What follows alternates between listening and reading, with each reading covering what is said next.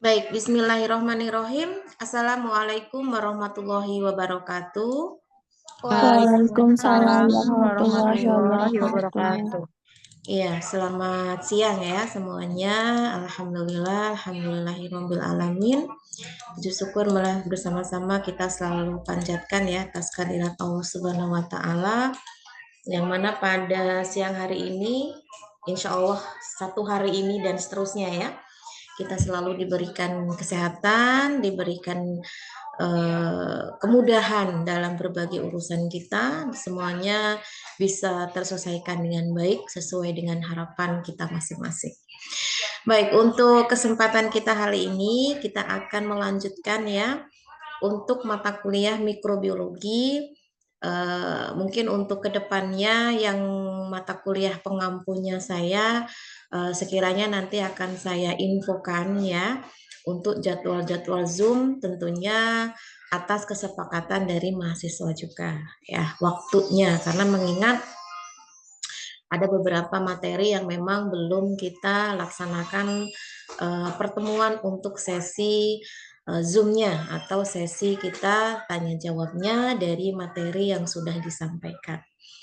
Baik, untuk bab sterilisasi ya, sebetulnya ini sudah saya sampaikan baik secara videonya ataupun secara praktiknya untuk shift yang pertama ya. Jadi nanti untuk shift yang kedua sekiranya ada gambaran ya, meskipun tidak semuanya metode-metode dalam sterilisasi itu dilakukan pada saat praktik ya, karena kita menyesuaikan alat dan waktu juga. Oleh karena itu pada sesi kali ini tentunya akan disampaikan beberapa metode-metode yang memang bisa digunakan untuk proses sterilisasi. Karena mengingat sterilisasi ini menjadi tahap yang sangat penting dan tidak bisa dilewatkan dalam pemeriksaan secara mikrobiologi. Kenapa? Karena supaya tidak ada mikroba-mikroba lain yang itu sifatnya pengganggu ya, yang sifatnya itu kontaminasi yang ikut nimbrung ya dalam proses pemeriksaan. Tentunya kita harus memberikan pengawasan yang ketat gitu ya. Artinya dalam hal ini ada beberapa tahap yang harus dilakukan. Salah satunya adalah sterilisasi.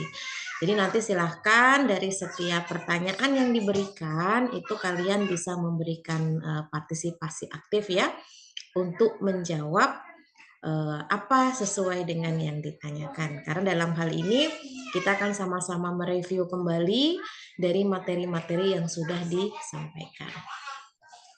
Nah, untuk pertemuan kita kali ini kita memang akan fokus kepada proses sterilisasi ya. Dan metode apa saja yang biasa digunakan ya dalam proses sterilisasi. Nah, ini kaitannya dengan proses praktikum ya, seperti yang sudah kalian lakukan. Kemarin itu kita mencoba untuk melakukan proses sterilisasi alat-alat ya yang nantinya akan digunakan dalam proses pemeriksaan mikrobiologi ya. Oleh karena itu ada beberapa tujuan ya, tujuan yang bisa harapannya sih bisa dicapai ya untuk pengetahuan ya. Jadi yang pertama adalah mengetahui metode sterilisasi peralatan laboratorium mikrobiologi. Jadi semua alat-alat yang terlibat di dalam pemeriksaan mikrobiologi itu harus disterilisasi. Ya, meskipun kita harus melihat dulu jenis alatnya apa, bahannya apa. Karena tentunya setiap alat dan bahan itu tidak bisa sama ya cara memperlakukan dalam proses sterilisasinya. Yang kedua, mengetahui cara penggunaan alat-alat sterilisasi. Ya, karena kalian jangan sampai tidak tahu ya metodenya itu alatnya apa yang akan digunakan. Karena tentunya dalam hal ini setiap alat pasti memiliki prosedur yang berbeda-beda. Meskipun pada prinsipnya sama untuk melakukan sterilisasi ya, karena outputnya adalah mendapatkan alat-alat yang bebas dari mikroba yang memang benar-benar sudah layak untuk digunakan dalam pemeriksaan mikrobiologi. Nah, tentunya dalam bidang mikrobiologi kalian harus bisa membedakan istilah bersih dan steril ya. Kalau steril itu sudah otomatis bersih. Nah, ini kuncinya. Karena kita hal yang sangat tidak mungkin, sesuatu yang nggak menurut mata kita nggak bersih, steril, itu nggak mungkin. Ya. Oleh karena itu, kita harus tahu perbedaan keduanya. Tetapi kalau sudah bersih, itu belum tentu steril. Bersih itu kan relatif ya menurut panca indera kita, mata kita. Oh, sudah tidak ada kotoran di meja, sudah tidak ada debu, sudah tidak ada potongan kertas-kertas atau apa yang tersisa, artinya bersih. Tapi belum tentu steril ya, karena kalau steril ini kaitannya dengan sesuatu yang tidak nampak oleh mata kita, yang kita kenal dengan istilah mikroorganisme, yang memang itu penanganannya harus khusus, tidak disamakan dengan bahan-bahan yang lain yang memang nampak oleh mata kita. Itu ya prinsipnya. Baik. Langsung saja di sini ya, saya akan membuka pertanyaan sebagai pertanyaan pengantar ya. Jelaskan apa itu sterilisasi ya. Kemudian tujuannya apa ya. Baik, di sini saya persilahkan untuk mahasiswa yang sudah raise hand ya. Atas nama Rosa. Kemudian yang kedua Feby. Ada Rosa dan Feby? Ada Bu, udah. Ya, nanti silakan berlanjut ya dari Rosa langsung saja Feby untuk bisa menjelaskan apa itu sterilisasi dan tujuannya. Silakan. Sterilisasi adalah suatu proses mematikan segala bentuk mikroorganisme yang ada dalam sampel, peralatan-peralatan, atau lingkungan tertentu. Tujuan sterilisasi mematikan semua mikroorganisme yang terdapat pada alat, bahan dengan cara menghambat pertumbuhan, baik bentuk vegetatif dan sporanya. Yang kedua itu untuk mencegah peralatan laboratorium cepat rusak. Izin menjawab, untuk pengertian lain dari sterilisasi itu adalah proses menghilangkan atau membunuh semua mikroorganisme termasuk bakteri, virus, jamur, dan spora dari suatu objek. Tujuannya itu mencegah infeksi atau kontaminasi, menjamin keamanan dalam prosedur medis, farmasi, dan laboratorium, lalu memastikan produk steril seperti alat kesehatan dan obat-obatan. Terima kasih, Bu. Oke, baik. Terima kasih juga atas jawabannya ya. Mari kita bersama-sama melihat meskipun sebetulnya pengertian ini sifatnya tidak mutlak hanya ini ya pengertiannya. Tapi kalian harus bisa mengambil definisi yang maknanya itu kalian sudah paham. Mau dirangkai kata seperti apa itu bebas ya. Artinya mau dari berbagai sumber apapun referensinya itu boleh, karena tentunya sterilisasi ini kan sifatnya umum ya. Artinya dalam hal pengertian secara mikroorganismenya, secara mikrobiologinya itu jelas-jelas di sini ada keywordnya, yang pada prinsipnya sterilisasi itu adalah kita berupaya atau berikhtiar gitu ya, karena kan kita tidak bisa mengamati mereka secara langsung ya, makanya dengan proses ini diharapkan ada tahap yang bisa mematikan ya segala bentuk mikroorganisme apapun itu ya, kita nggak pandang bulu yang ada di dalam sampel atau ada di dalam alat atau bahan yang nantinya akan kita gunakan untuk pemeriksaan mikrobiologi. Ya, tentunya dalam hal ini ada beberapa aturan-aturan yang harus dipatuhi. Jangan sampai nanti kita sudah melakukan sterilisasi, tapi ada tahap yang kita skip ya, ada tahap yang tidak kita lakukan. Ada tahap yang seharusnya itu waktunya sekian menit, tapi kita hanya buat sekian detik. Nah, itu tidak sesuai dengan aturan. Makanya kita harus paham betul ya dari metode yang kita gunakan itu alatnya apa saja dan bagaimana prosedurnya atau SOP dalam proses sterilisasinya harus paham ya.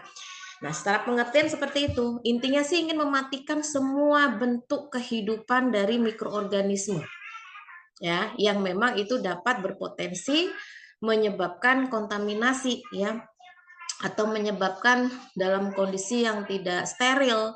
Dan itu ketika akan digunakan untuk tahap pemeriksaan justru akan mengganggu ya, justru akan merusak, akan nimbrung dia di situ. Nggak jelas ya, artinya dalam hal ini kondisinya semuanya harus dalam kondisi yang steril. Nah, tujuannya apa sterilisasi itu? Yang jelas sesuai dengan pengertian tadi ya, mematikan semua mikroorganisme yang itu sesuai apa yang disterilisasikan. Kalau misalkan alat ya alat, bahan ya bahan, dan lain-lain. Dengan cara apa? Pada prinsipnya dia akan menghambat atau mengganggu proses pertumbuhan si mikroorganisme tersebut. Ya, baik dalam bentuk vegetatifnya maupun sporanya. Karena kalau sterilisasi yang hanya mematikan vegetatifnya saja, tapi sporanya masih ada, itu nanti akan berpeluang bisa tumbuh lagi. Atau bisa dikatakan bakalnya, ya, yang belum tumbuh saja itu nanti kalau dia tidak mati, atau kalau kita sebut telurnya lah ya, walaupun bakteri tidak bertelur ya, tapi paling tidak kalian ada gambaran. Maksudnya spora itu cikal bakal si mikroba itu yang nantinya akan menjadi individu baru. Nah, ini kalau misalkan tidak diputus rantainya, walaupun nanti dia dibiarkan begitu saja, ketika kondisi lingkungannya oke, maka dia akan tumbuh menjadi individu yang baru. Ini sangat membahayakan. Makanya dengan sterilisasi ini tidak hanya secara vegetatifnya saja yang dimatikan, tetapi dengan sporanya. Pokoknya jangan sampai ada yang tersisa di dalam alat atau bahan tersebut. Ya. Kemudian yang kedua, apa tujuan lainnya? Itu tadi, karena mengingat alat-alat laboratorium itu tidaklah murah, ya. Bisa dikatakan ya relatif mahal, gitu kan? Artinya dalam hal ini kita harus menjaga keawetan dari alat-alat tersebut. Nah, kerusakan-kerusakan yang bisa terjadi itu salah satunya yang paling dominan itu disebabkan karena mikroorganisme.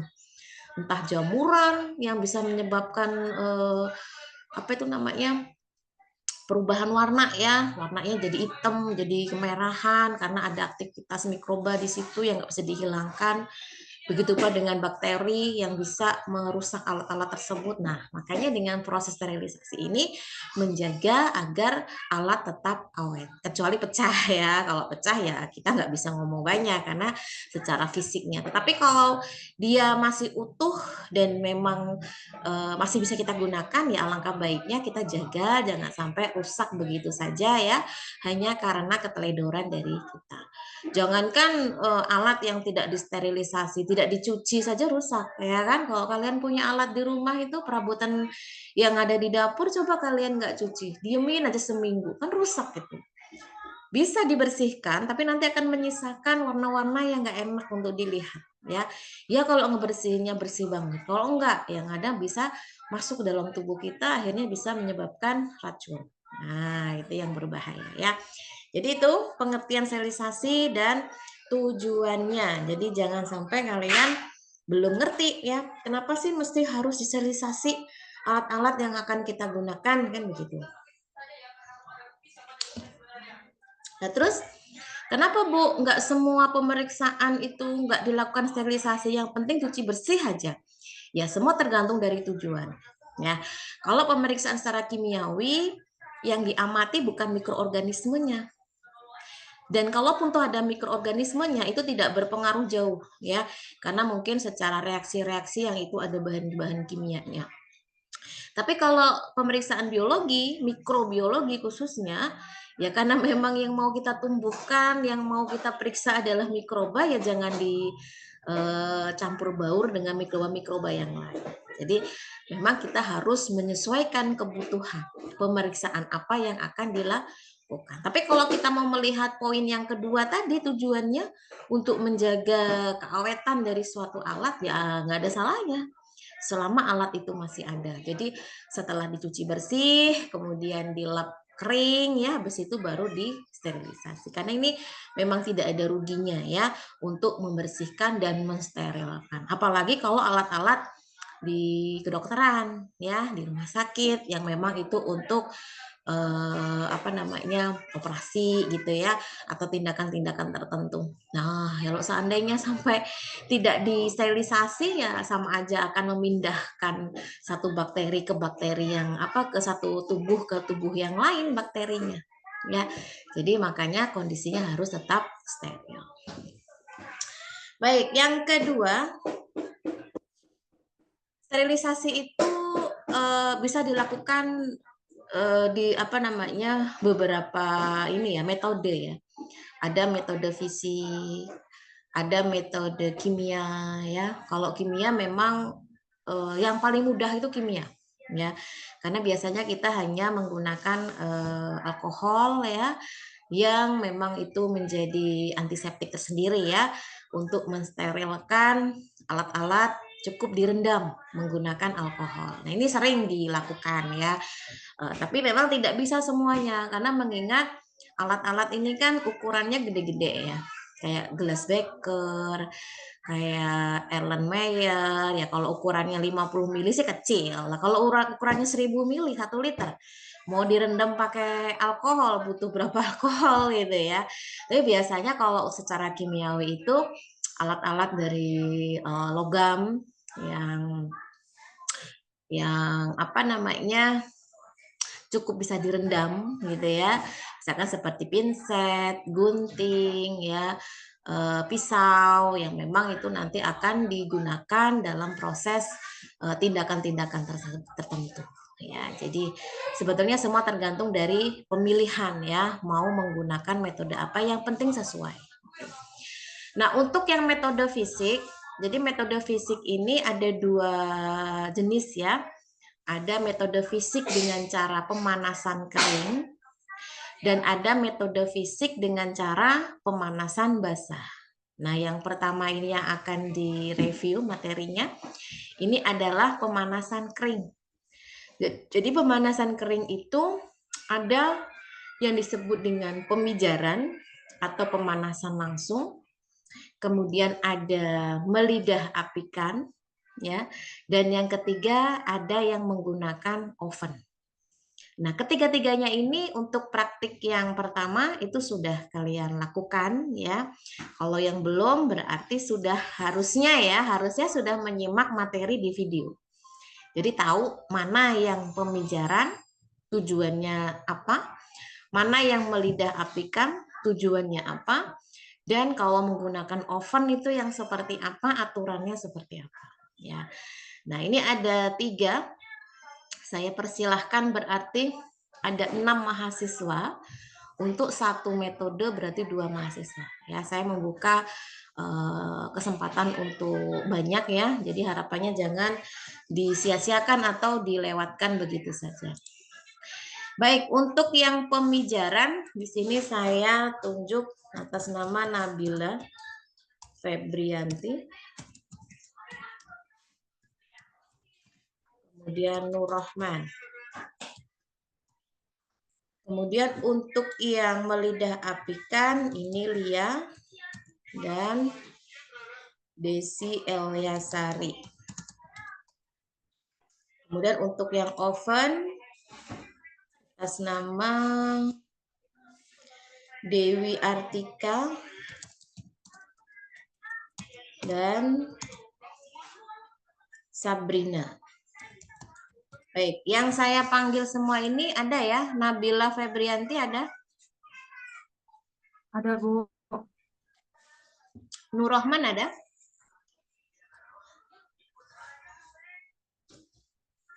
Ada, Bu. Lia ada? Ada, Bu. Kemudian Desi Elia ada? Ada, Bu. Dewi Artika? Ada, Bu. Sabrina?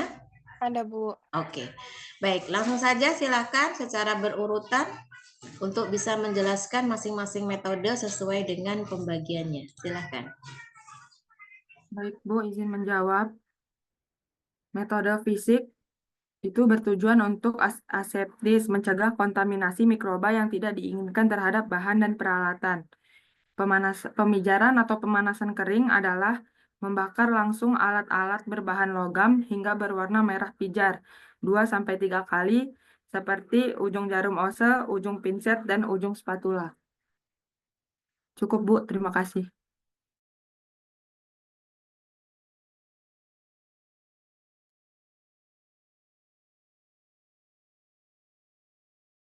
Metode fisik pemanasan kering, satu pemijaran atau pemanasan langsung, membakar langsung alat-alat berbahan logam hingga berwarna merah 2-3 kali, seperti ujung jarum ose, ujung pinset, dan ujung spatula.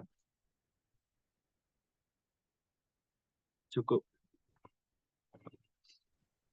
Yang kedua ada melidah apikan.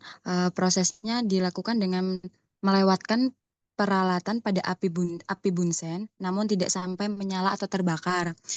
Yang kedua, peralatan yang dapat dilakukan sterilisasi ini kaca benda atau proses perwarnaan bakteri, mulut tabung, mulut botol, dan mulut cawan Petri, atau proses isolasi bakteri atau cendawan. Terima kasih. Izin menjawab, Bu. Untuk yang nomor 2 itu melidah apikan, prosedurnya dilakukan dengan melewatkan peralatan pada api bunsen, namun tidak sampai menyala terbakar. Lalu peralatan yang dapat dilakukan sterilisasi ini yaitu kaca benda, proses pewarnaan bakteri, mulut tabung, mulut botol, dan mulut cawan Petri. Proses isolasi bakteri atau cendawan. Terima kasih, Bu. Izin menjawab Ibu yang nomor 3, prosedur kerjanya. Yang pertama, metode sterilisasi panas kering menggunakan suhu yang tinggi melalui konduksi panas. Panas yang terbentuk tersebut akan diabsorpsi oleh permukaan luar hingga bagian dalam peralatan yang disterilkan. Yang kedua, metode sterilisasi menggunakan oven pada suhu 160 sampai 180 derajat Celcius selama 1-2 jam. Sampai tidak akan timbul kondensasi sehingga tidak ada tetes air atau embun di dalam peralatan. Yang ketiga, umumnya sterilisasi panas dilakukan pada bahan yang tidak stabil terhadap uap air peralatan berbahan gelas. Terima kasih, Bu. Izin menjawab, Bu. Oven, metode sterilisasi panas kering menggunakan suhu yang tinggi melalui konduksi panas. Panas yang terbentuk tersebut akan diabsorpsi oleh permukaan luar hingga bagian dalam peralatan yang disterilkan. Metode sterilisasi menggunakan oven pada suhu 160 sampai 180 derajat Celcius selama 1-2 jam. Tidak akan timbul kondensasi sehingga tidak ada tetes air atau embun di dalam peralatan. Umumnya, sterilisasi panas dilakukan pada bahan yang tidak stabil terhadap uap peralatan berbahan gelas.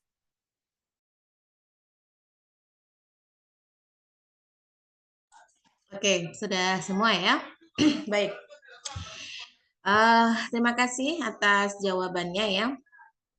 Ada 3 jenis untuk metode fisik yang itu secara pemanasan kering ya.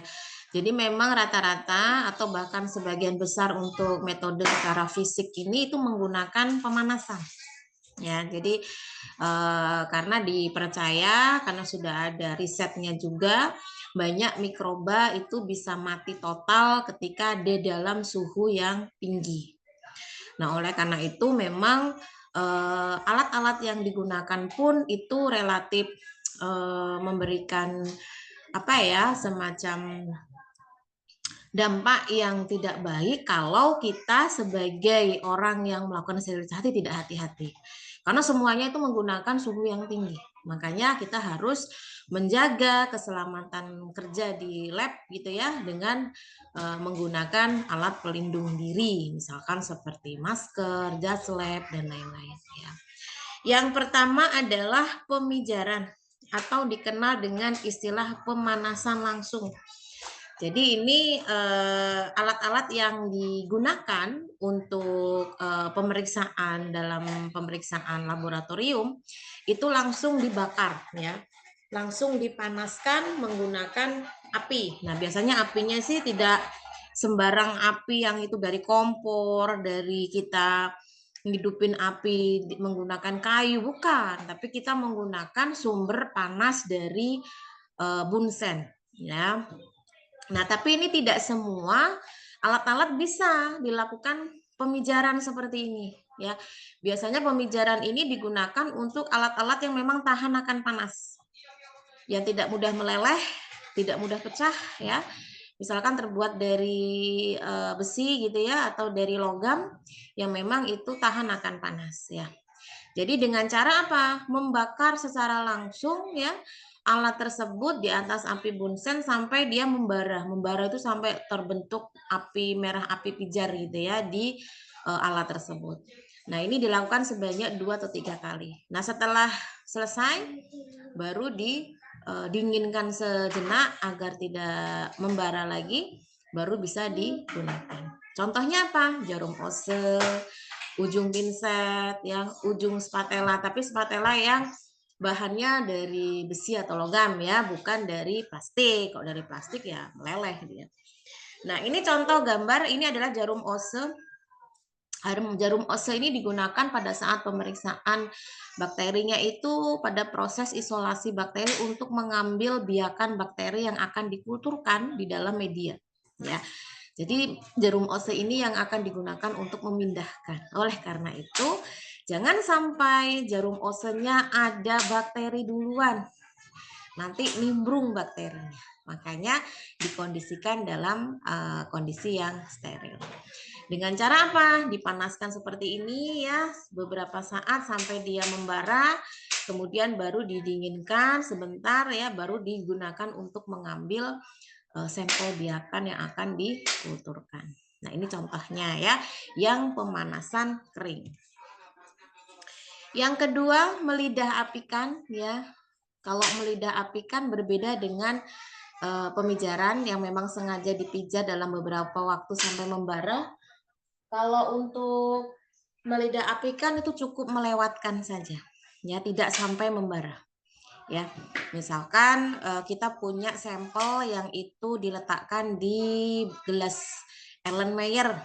Nah, sebelum kita mengambil sampel itu, maka mulut dari Erlenmeyer itu harus dibakar dulu ya, didekatkan di api bunsen gitu ya, agar apa? Tetap dalam kondisi yang steril. Karena dalam hal ini takutnya nanti ada bakteri dari udara nempel di mulut Erlenmeyer tersebut. Begitu pula kalau kita menggunakan tabung reaksi. Nah, itu sampel atau bahan yang ada di dalam tabung reaksi itu harus ketika proses pengambilannya harus didekatkan dengan api bunsen, lalu dikeliling dilewatkan gitu di api bunsen ya, mengelilingi mulut dari tabung reaksi tersebut atau Erlenmeyer tersebut ya. Jadi memang dalam hal ini harus diperhatikan jangan sampai nanti ada kontaminasi ya ikut masuk di dalam bahan tersebut. Nah, ini akan menyebabkan kegagalan ya dalam pemeriksaan. Nah, ini akan saya lihatkan kembali ya. Ini sebenarnya sudah ada di videonya, tapi saya coba untuk mengingatkan lagi ya dari proses melidah apikan ya, yang jelas harus butuh bunsen dan apinya. Kemudian kita harus menggunakan handscoon ya. Ingat handscoon itu sudah menjadi hal yang wajib ya. Jangan sampai nanti terjadi kontaminasi ya. Nah, ini adalah bunsen. Kalau dalam mikrobiologi, bunsen itu tujuannya adalah untuk sterilisasi kering. Nah, ini contohnya adalah petri dish ya. Jadi kita sterilkan di bagian ujung. Nah, tujuannya apa? Misalkan ini mau kita gunakan untuk mengisolasi atau menginokulasikan mikroorganisme ya, atau biar lebih mudah. Nah, ini contohnya ya, ini ada jamur. Nah, ini ya, ini ada inokulasinya jamur. Nah, ini misalkan saya mau sterilisasi ose ya, ini harus dipanaskan sampai membara. Nah, begini ya. Nah, kalau sudah merah seperti ini, kita diamkan terlebih dahulu osenya, baru kita ambil isolat yang kita inginkan. Nah, diambil satu ose. Nah, seperti ini contohnya ya. Itu adalah bentuk sterilisasi kering yang bisa kita gunakan oven. Kemudian ini kita masukkan misalkan ke media atau larutan untuk menumbuhkan si jamurnya. Nah, jadi harus dekat dengan bunsen ya. Nah, bibir dari Erlenmeyernya itu harus dipanaskan terlebih dahulu baru ditutup. Nah, seperti itu contoh sterilisasi dari bunsen.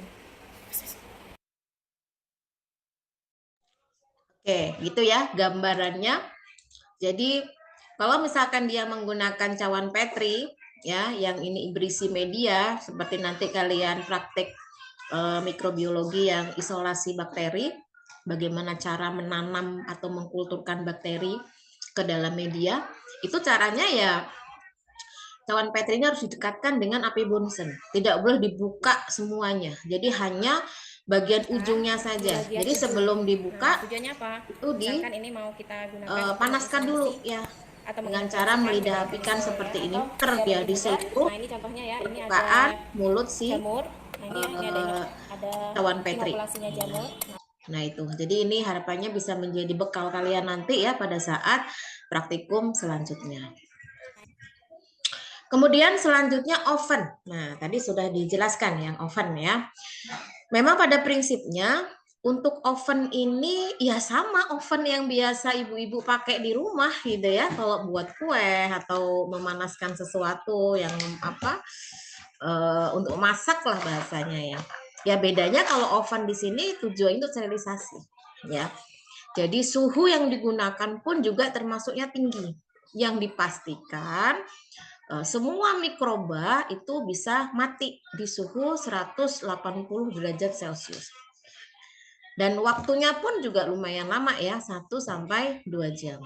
Nah, kenapa oven ini disebut sebagai pemanasan kering? Karena memang tidak melibatkan air sama sekali.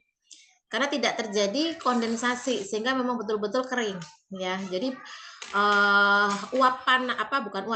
hawa panas itulah yang akan diratakan di setiap alat-alat yang ada di dalam oven tersebut. Ya memang harus kita perhatikan ya bahan dari alat tersebut jangan sampai mudah pecah. Tapi kalau alat-alat dari gelas yang memang ada di lab itu insya Allah masih bisa bertahan menggunakan oven. Tapi yang nggak bisa bertahan itu kalau yang berbahan plastik, ada karetnya ya, misalkan seperti tutup pipet. Apa itu namanya? Yang dari karet itu kan ya, nah itu nggak bisa ya dipanaskan menggunakan pemanasan baik itu kering maupun basah itu nggak bisa ya. Handscoon ya, kalau handscoon memang tidak perlu disterilisasi ya kalau sifatnya tidak begitu, yang penting sekali pakai ya, kecuali kalau untuk di rumah sakit ada tindakan tertentu yang harus butuh handscoon atau glove yang steril ya ada sendiri ya, jenis yang steril juga ada, tapi memang harganya lebih mahal ya. Tapi kalau untuk di lab mikrobiologi pakai handscoon yang tidak steril, yang tidak khusus steril nggak apa-apa ya, yang penting baru dan bukan bekas gitu ya, dan cuma sekali pakai, memang boros ya. Sekali tindakan, sekali pemeriksaan, nanti kalau sudah mau melakukan pekerjaan lain harus dilepas, harus dibuang. Jadi nanti ketika mau tindakan lagi, mau pemeriksaan lagi ya ganti yang baru lagi gitu ya. Jadi memang lebih boros APD ya kalau untuk pemeriksaan laboratorium di lab mikro gitu. Itu ya memang plus minus kalau untuk oven ya, sterilisasinya nggak pernah gagal. Jadi memang bagus dan memang bisa membunuh semua mikroba yang ada. Tapi mungkin waktunya yang lumayan lama. Jadi memang kebanyakan orang kurang sabar gitu ya, apalagi kalau alat-alat tersebut harus segera dipakai. Nah, makanya biasanya mereka kalau ada pilihan lain yang waktunya lebih singkat dan mungkin kualitasnya jauh lebih baik, biasanya memilih alat tersebut. Ya, jadi istilahnya kita berhak juga untuk memilih. Ya kalau adanya itu ya mau nggak mau. Tapi kalau ada pilihan lain dan ternyata lebih mudah, ya pasti akan memilih yang penting tidak menggugurkan tujuan dari sterilisasi itu. Kita hanya ngejar cepat tapi ternyata tidak berkualitas ya. Artinya tetap tidak steril. Nah, itu sangat berbahaya.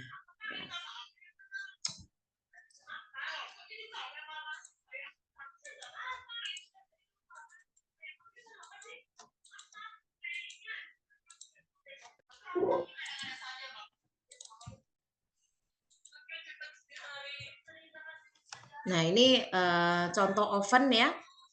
Kalau oven yang ada di lab itu memang ovennya masih oven ala rumah tangga ya. Tapi sebenarnya kalau oven untuk laboratorium itu bentuknya bisa seperti ini sesuai dengan ukurannya.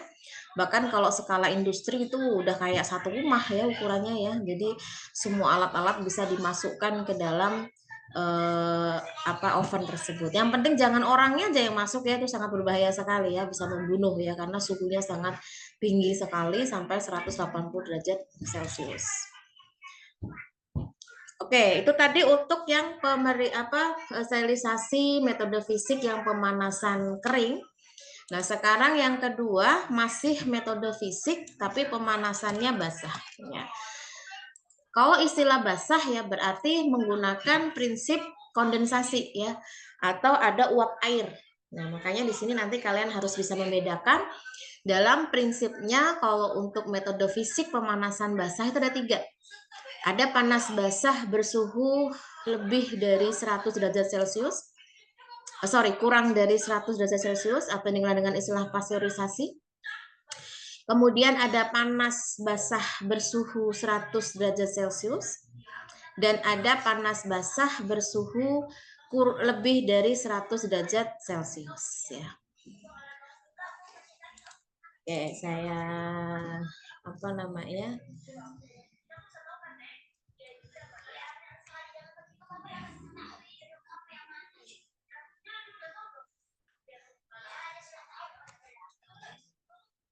Baik, saya persilahkan. Berarti ada 6 mahasiswa ya.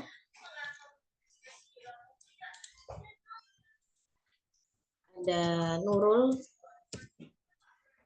Suci, kemudian ada Rahel, Eka Rizky, kemudian ada Elin,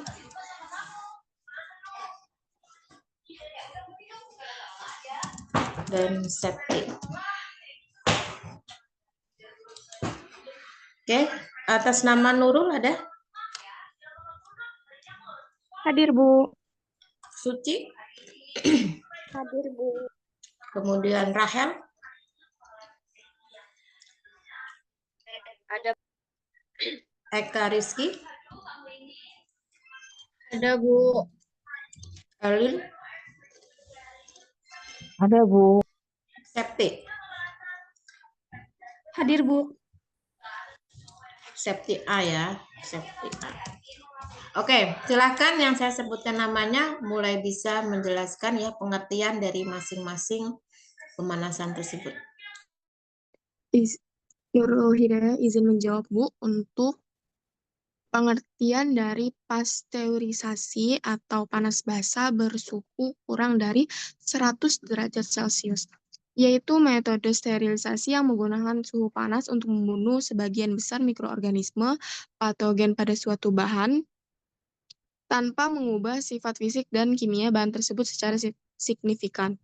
Suhu yang digunakan dalam pasteurisasi lebih rendah dibandingkan sterilisasi dengan autoklaf sehingga cocok untuk bahan yang tidak tahan suhu tinggi.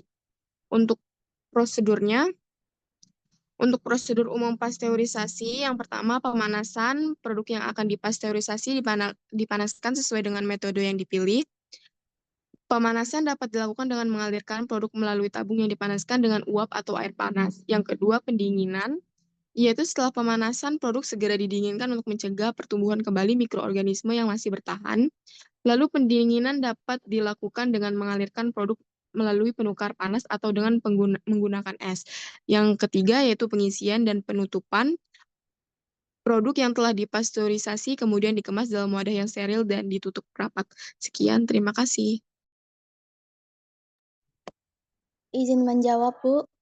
Sterilisasi panas basah menggunakan uap, air, atau air mendidih sebagai media untuk membunuh mikroorganisme. Prinsipnya adalah denaturasi protein mikroorganisme akibat panas lembab yang lebih efektif dibandingkan panas kering karena air memiliki kapasitas panas yang tinggi. Prosedur pasteurisasi suhu 100 Celcius yaitu persiapan alat dan bahan, pemanasan awal, sterilisasi media, pendinginan, penyimpanan media, keuntungan dan kekurangan pasteurisasi pada 100 Celcius. Kekurangannya tidak efektif terhadap spora bakteri.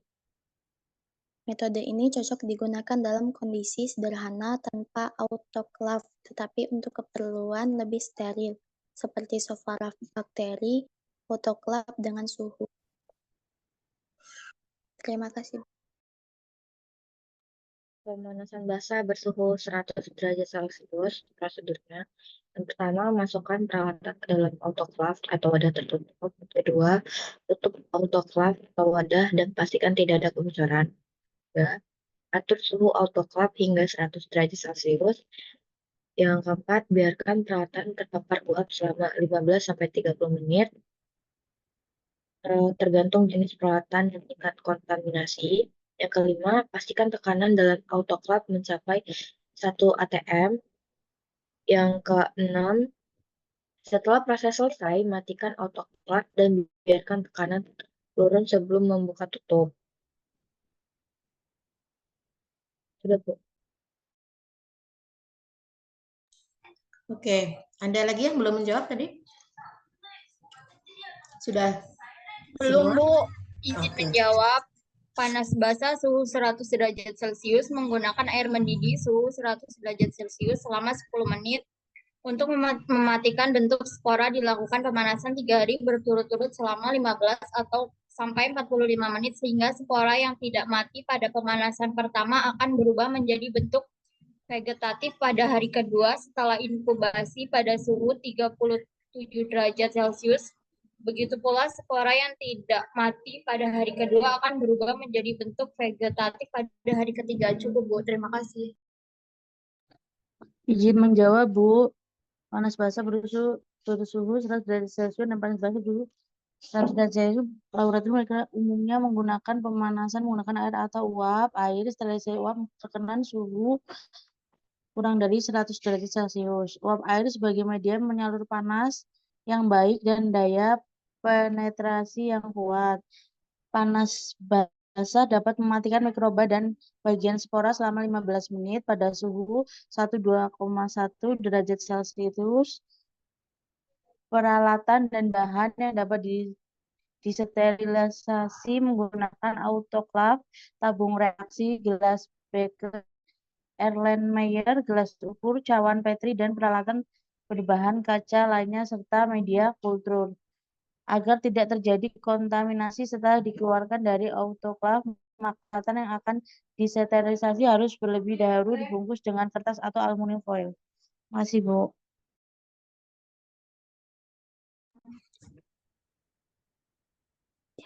Sterilisasi secara metode pemanasan basah bersuhu lebih dari 100 derajat Celcius. Prosedur umumnya itu mempersiapkan bahan atau alat yang akan disterilkan ke dalam autoklaf. Terus yang kedua pemanasan, autoklaf dipanaskan hingga suhu 121 derajat Celcius pada tekanan 15 psi selama 15-20 menit. Terus yang ketiga, sterilisasi. Pada suhu dan tekanan tersebut, mikroorganisme akan mati karena protein mereka mengalami denaturasi. Yang keempat, pendinginan. Setelah siklus selesai, tekanan dilepaskan perlahan dan alat dikeluarkan saat sudah cukup dingin. Terima kasih, Bu.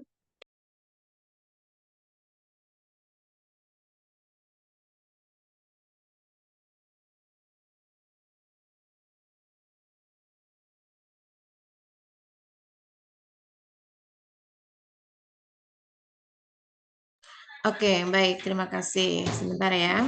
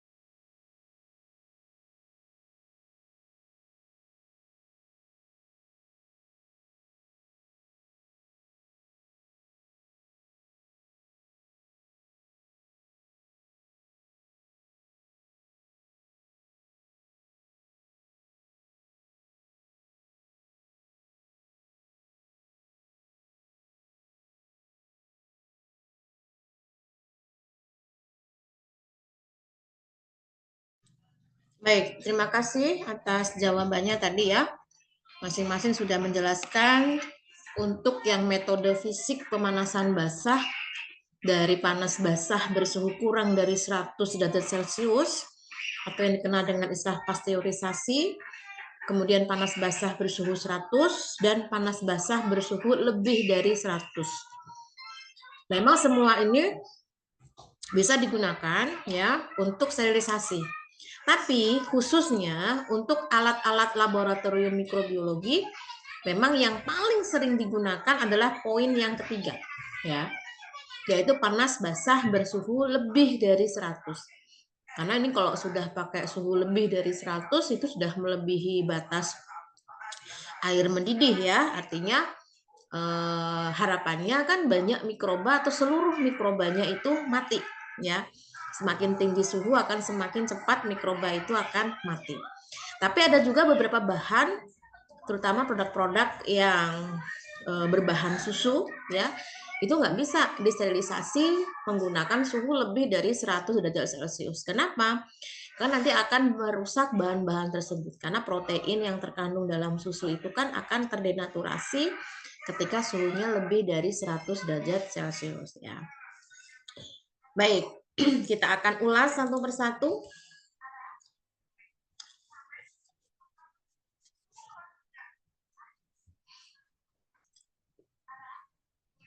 Tadi sudah disampaikan ya, kalau kita akan mensterilisasi alat-alat laboratorium, itu memang harus memilih yang paling tinggi ya suhunya, yaitu lebih dari 100 derajat Celcius. Ya tentunya dalam hal ini kita tidak bisa menggunakan alat untuk merebus ya, seperti kalau kita merebus air itu enggak. Jadi kita biasanya menggunakan alat khusus yang mana suhunya tidak hanya sekedar disetting lebih dari 100 derajat Celcius, tapi juga ada semacam tekanan ya, ada semacam uap air yang memang itu menjadi media penyalur panas ya untuk alat-alat yang ada di dalam autoclave tersebut. Nah, ini yang sudah kalian praktikkan kemarin. Ya, jadi semua alat-alat yang sudah dipersiapkan, yang sudah dicuci bersih pakai sabun, kemudian sudah dibersihkan, dilap pakai tisu atau yang lain, yang bersih ya terutama, kemudian dibungkus ya, baru dimasukkan ke dalam autoclave. Selama berapa menit? Nah, kalau menit mungkin banyak yang melirik nih, karena bukan jam ya. Kalau oven kan jam. Tapi kalau menit ini banyak yang melirik, artinya lebih cepat ya. Ya, ini selama 15 menit ya. Ini terhitung di suhu 121 derajat Celcius. Jadi kalau kalian kemarin perhatikan dalam menyeting alat autoclave ya. Jadi setelah tutupnya itu dirapatkan ya, karena ada baut-bautnya itu ya, harus kuat gitu, harus kenceng. Lalu naiknya suhunya dinaikkan pelan-pelan. Kan ada pengukur suhunya tuh ya. Nah, selama belum sampai 121 derajat Celcius, itu 15 menitnya belum jalan. Jadi harus nunggu sampai 121 menit dulu, 121 derajat dulu ya. Setelah mencapai suhu itu berarti proses sudah mulai ya. Jadi settingan waktu sudah mulai dihitung. Jadi 15 menit dari itu proses itu berjalan. Nah, kalau sudah 15 menit maka dimatikan. Tapi ingat, ketika dimatikan tidak boleh langsung dibuka tutupnya. Harus dikeluarkan dulu uapnya ya. Karena kalau kalian pernah lihat panci presto, ya itu cara kerjanya sama. Berbahaya kalau kita tidak hati-hati. Makanya kebanyakan orang tidak safety ya dalam proses masak menggunakan panci presto itu menyambar ya. Jadi uap airnya tuh keluar, nyembur ya. Nah, itu berbahaya sekali kalau kena muka, kena anggota tubuh kita. Ya, makanya harus kita tutup rapat, dan kalau belum saatnya suhunya turun ya jangan langsung dibuka, nanti bisa nyembur ya. Makanya diturunkan dulu ya, bila perlu diturunkan menggunakan apa itu namanya, tutupnya itu ya dibuka, jadi uapnya langsung keluar ya. Nah, dalam hal ini suhunya diperhatikan paling tidak di sekisaran suhu 40 derajat Celcius baru bisa dibuka. Nah, itu pun harus hati-hati ya, karena 40 juga masih terhitung panas ya. Nah, ini adalah alat-alat autoclave ya, semua tergantung dari volumenya. Kalau yang punya kita itu volumenya terhitung kecil ya, 10 liter. Kalau yang sudah besar-besar ya mungkin 2 kali lipatnya ya, dan menampung banyak alat juga. Nah, kalau skala industri ya udah kayak gini bentuknya ya, jadi tidak boros di listrik juga. Jadi satu kali running itu sudah banyak alat-alat yang bisa disterilisasi. Tapi kalau yang kecil-kecil kayak gini kan nggak bisa ya, sekali banyak. Apalagi kalau ukurannya gede-gede, aduh nggak bisa lagi. Biasanya ukuran yang kecil-kecil ya. Nah, ini kalau butuhnya banyak ya tentu harus boros di listrik ya, karena kan harus beberapa kali proses untuk kloter sterilisasi ya. Beda dengan yang autoclave yang ukurannya besar seperti ini. Ya paling tidak kalau untuk lab ya seperti inilah. 2 kali lipatnya dari punya kita gitu.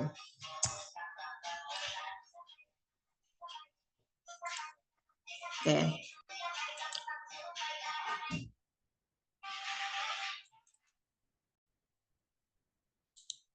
Pada praktikum mikrobiologi percobaan 1 akan dilakukan sterilisasi alat dan bahan pada pengujian mikrobiologi.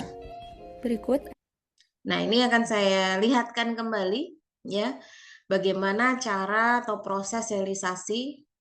Ini juga sudah saya sampaikan ya di video sebelumnya, dan praktikum yang pertama juga sudah melakukan. Jadi kalian nanti untuk yang shift kedua itu harus bisa melakukan ini dan tidak ada arahan-arahan lagi.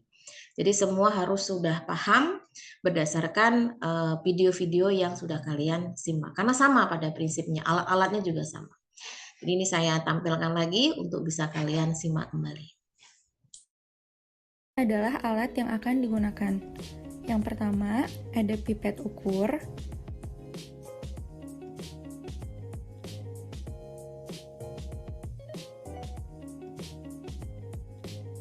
Lalu, ada Erlenmeyer,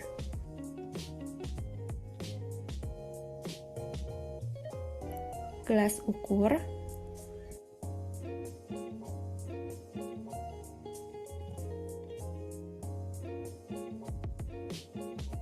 cawan Petri,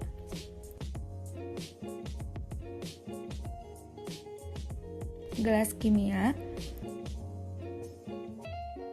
jarum ose,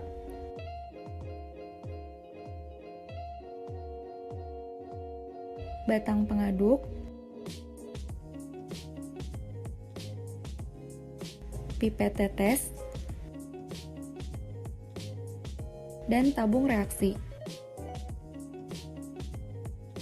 Bahan yang akan digunakan terdiri dari benang kasur, aluminium foil, kertas, media nutrien agar dan nutrien broth, juga kapas. Pertama-tama, alat yang akan disterilisasi dicuci terlebih dahulu.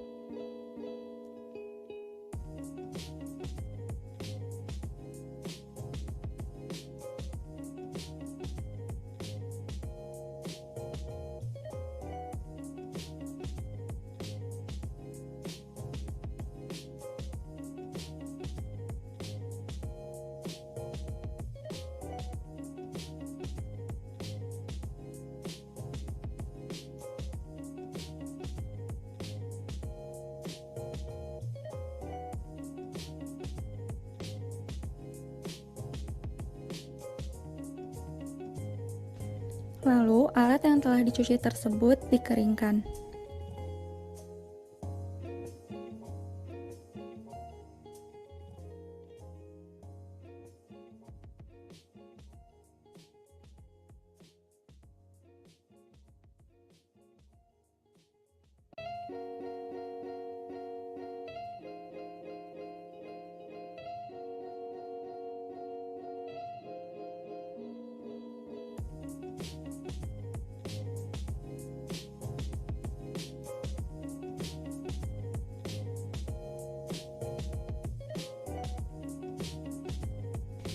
Selanjutnya, untuk alat-alat yang mempunyai mulut seperti gelas ukur, tabung reaksi, dan Erlenmeyer ditutup menggunakan kapas berlemak.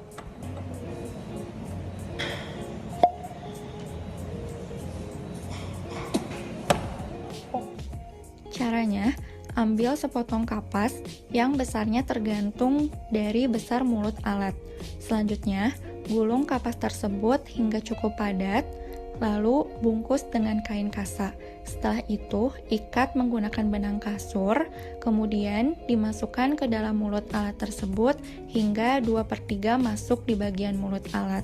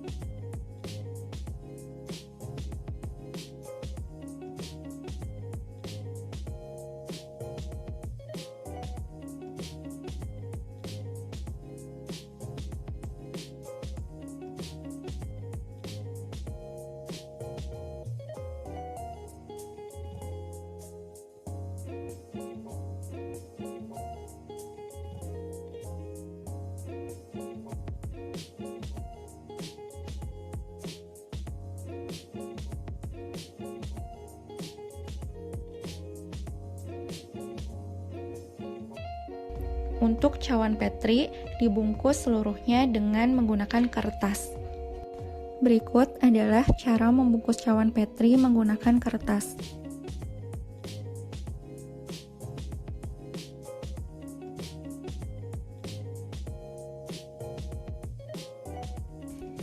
Untuk pipet ukur juga dibungkus dengan kertas.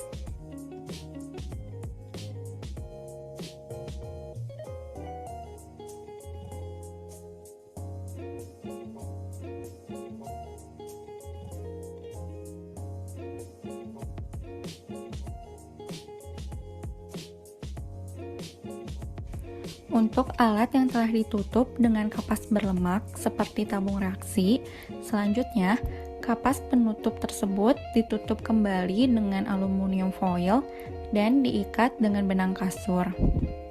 Lalu, tabung reaksi tersebut disatukan dan diikat dengan benang kasur, dibungkus kembali menggunakan kertas.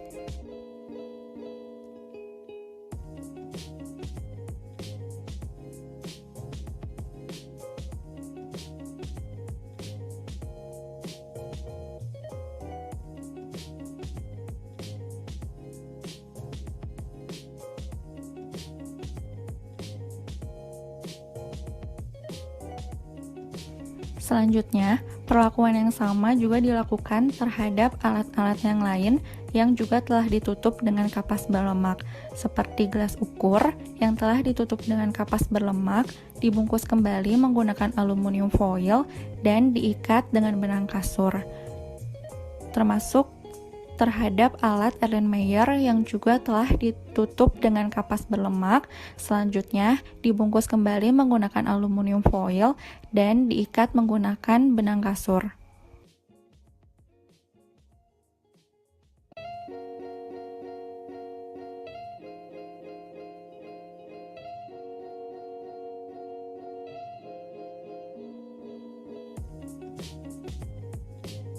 Berikut adalah cara membungkus pipet ukur menggunakan kertas.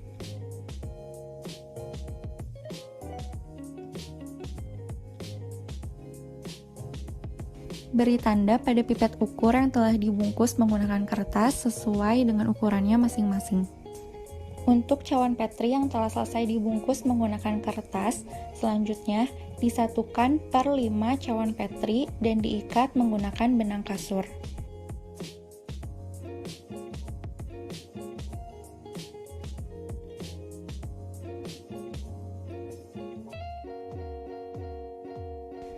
Alat-alat yang telah dibungkus tersebut selanjutnya dimasukkan ke autoclave.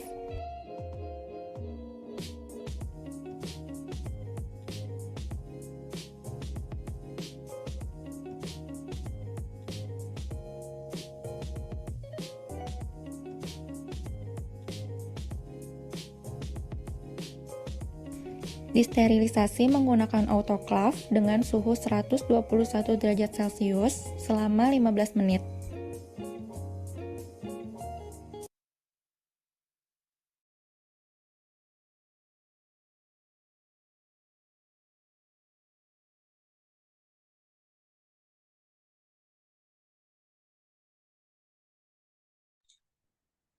Oke, itu ya. Ini adalah prosedur dalam proses sterilisasi. Jadi nanti kalian pada saat praktikum itu harus sudah ada gambaran ya, berkenaan dengan proses sterilisasi. Dan saya ingatkan lagi, untuk sterilisasi atau praktikum yang akan dilakukan nantinya, itu harus kalian dokumentasikan di video ya. Kemudian nanti kalian harus membuat kompilasi dari video-video tersebut, kalian edit ya sekreatif mungkin untuk bisa dijelaskan step by step-nya seperti video yang sudah saya sharekan berkenaan dengan sterilisasi di grup ya. Karena itu bukan saya yang buat, itu adalah mahasiswa tahun sebelumnya. Jadi, nanti kalian ada gambaran video-video yang nantinya akan kalian buat per kelompok sesuai dengan praktikumnya. Ya, kalau praktikumnya sterilisasi dan pembuatan media ya berarti dua materi tersebut itu dibuat dalam satu video ya. Oke, itu berkenaan dengan sterilisasi menggunakan autoclave ya. Nah, selain secara fisik ya, yang itu ada pemanasan kering, ada pemanasan basah, ada juga cara sterilisasi yang lainnya ya, meskipun ini jarang digunakan di skala lab ya. Biasanya digunakannya itu dalam skala industri gitu. Tapi memang ini diperlukan khususnya untuk bahan-bahan tertentu yang tidak bisa disterilisasi secara fisik, justru malah akan rusak. Ya, oleh karena itu kita butuh metode lain ya, yaitu dengan cara sterilisasi.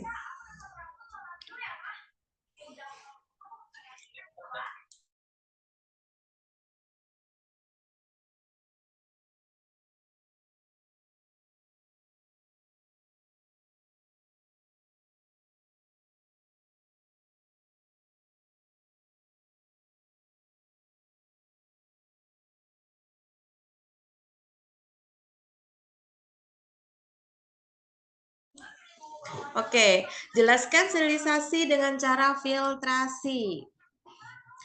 Saya persilahkan atas nama Zaki, kemudian atas nama Berlin. Ada Bu. Zaki ada? Ada Bu. Oke, Berlin ada? Oke, silahkan. Ada. Menjelaskan berurutan dari Zaki, kemudian dilanjut Berlin.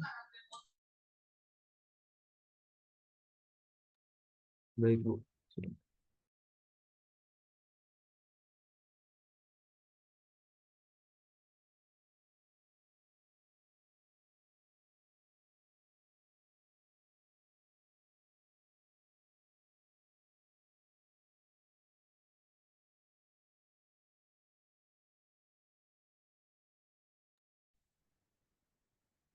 Sterilisasi dengan cara filtrasi adalah metode sterilisasi yang menggunakan penyaringan untuk menghilangkan mikroorganisme dari suatu cairan atau gas. Teknik ini tidak membunuh mikroorganisme, tetapi secara fisik memisahkan mereka dari bahan yang disterilisasikan. Prinsip dasar filtrasi. Filtrasi memanfaatkan saringan dengan pori-pori berukuran sangat kecil. Partikel yang lebih besar dari ukuran pori saringan akan tertahan sementara cairan atau gas dapat melewati saringan. Proses filtrasi. Yang pertama, memilih filter. Filter yang umum digunakan dari bahan seperti nitroselulosa, poliester, atau keramik. Yang kedua, menyiapkan bahan, cairan atau gas yang akan disterilkan, dituangkan atau dialirkan melalui filter di bawah tekanan atau menggunakan vakum. Yang ketiga, filtrasi. Mikroorganisme tertahan pada permukaan atau di dalam struktur filter. Sementara bahan yang disterilkan terkumpul di wadah penerima. Cukup, Bu. Terima kasih.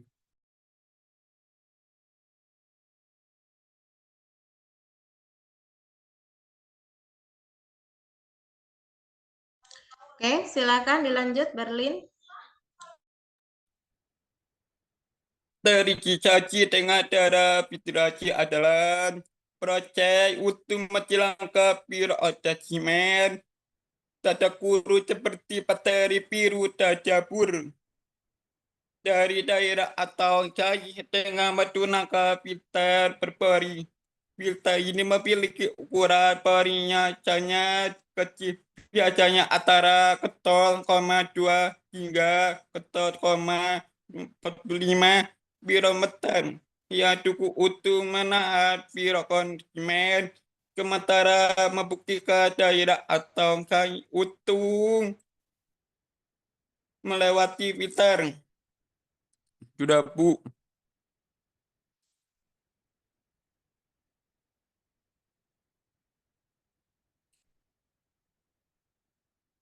Sudah Bu, terima kasih Bu.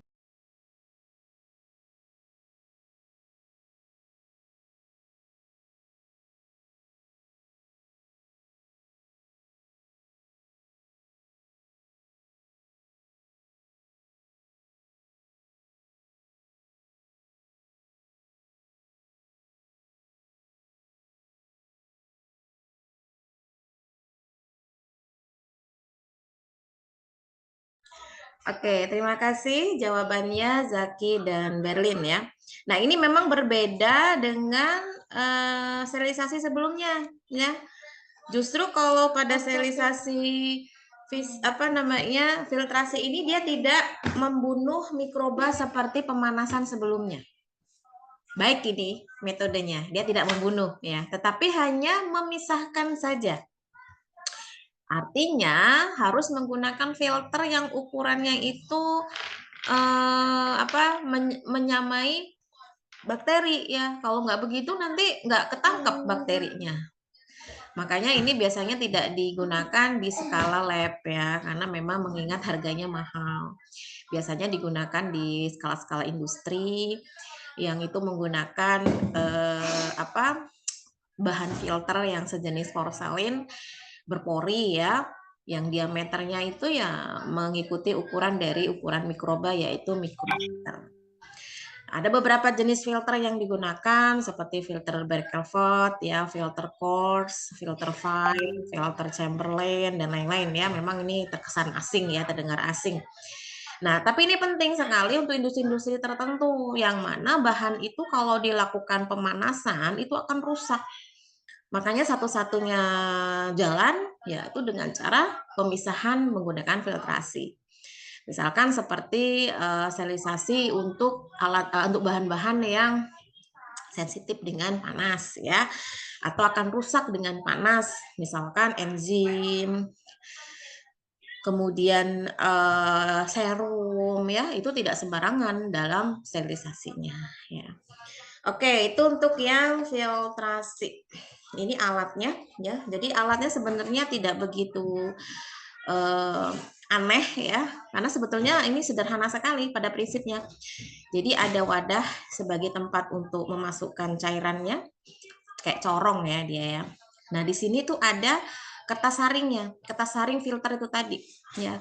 Dan ini adalah filtratnya. Jadi nanti si mikroba yang kalau ada di dalam cairan tersebut itu akan tersaring di sini. Ya, jadi akan terjebak sehingga yang akan dikeluarkan itu hanya betul-betul produk yang diinginkan. Gitu. Oke, selanjutnya ini yang terakhir ya. Sterilisasi dengan cara radiasi. Radiasi juga bisa ya untuk proses sterilisasi. Sebentar.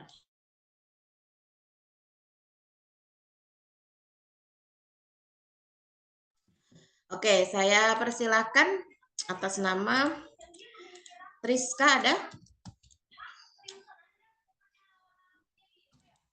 Triska dan Revo. Ada Bu, hadir. Silakan Triska dan Revo untuk bisa menjelaskan yang cara radiasi.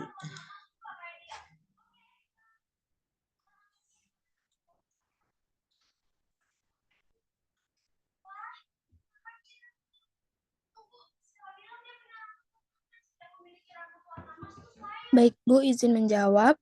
Sterilisasi dengan radiasi adalah metode sterilisasi yang menggunakan radiasi untuk membunuh kuman dan menetralkan organisme berbahaya. Radiasi yang digunakan untuk sterilisasi bisa berupa sinar gamma, kobalt 60 atau akseleraton elektron. Keunggulan sterilisasi dengan radiasi adalah efisien dalam menonaktifkan mikroorganisme, lebih efektif dan serbaguna daripada sterilisasi dengan panas dan produk kimia, dan cocok untuk disterilisasi skala besar. Biasanya sterilisasi dengan radiasi digunakan untuk mensterilisasikan produk seperti obat-obatan, perangkat medis, dan pembusuk produk. Terima kasih, Bu.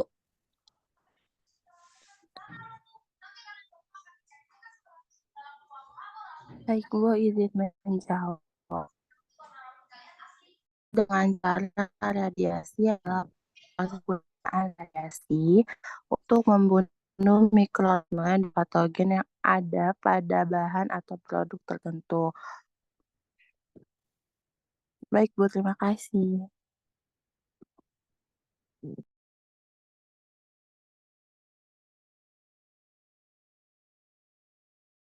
Oke, baik. Terima kasih ya.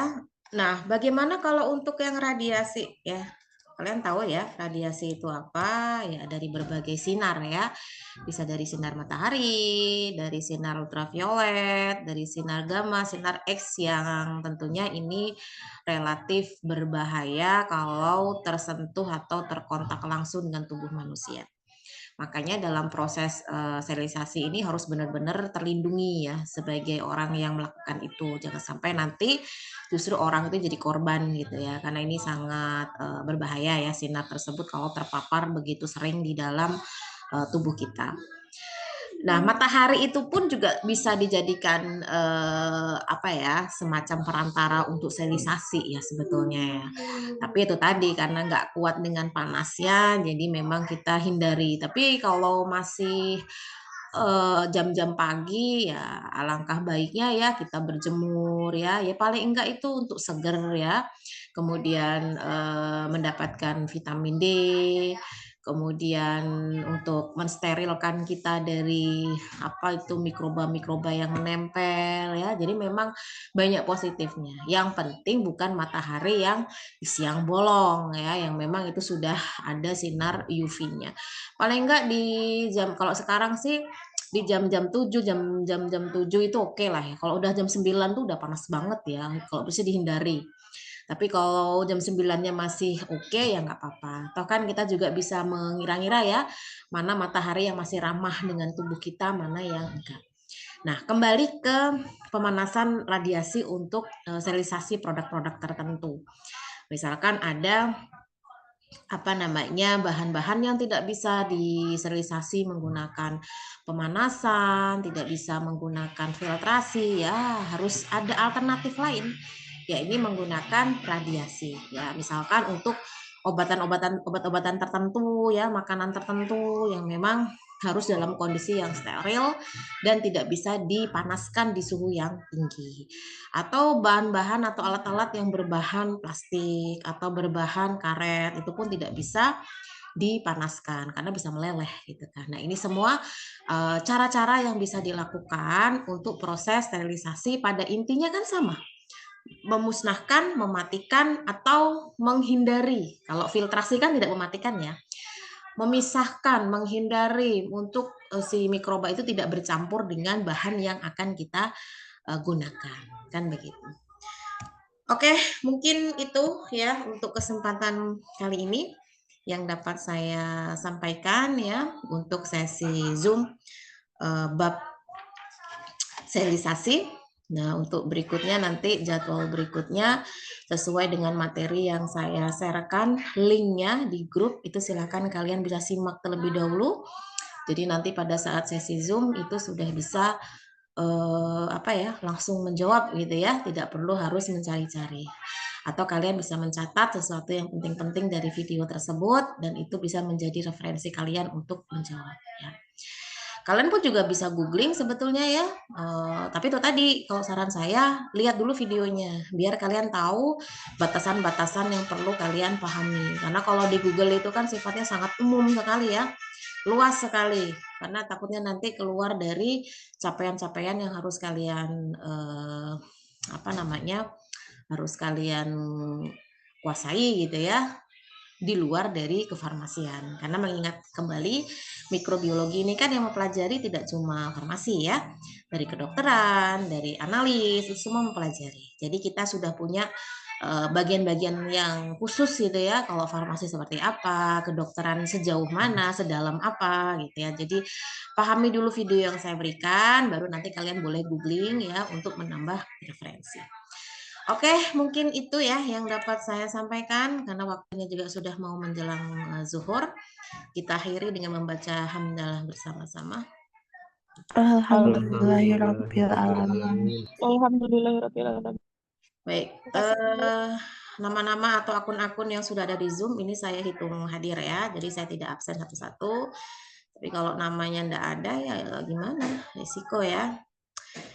Oke, mungkin itu yang dapat saya sampaikan. Terima kasih. Selamat siang. Assalamualaikum warahmatullahi wabarakatuh. Waalaikumsalam warahmatullahi wabarakatuh. Terima kasih, Bu. Ya, sama-sama.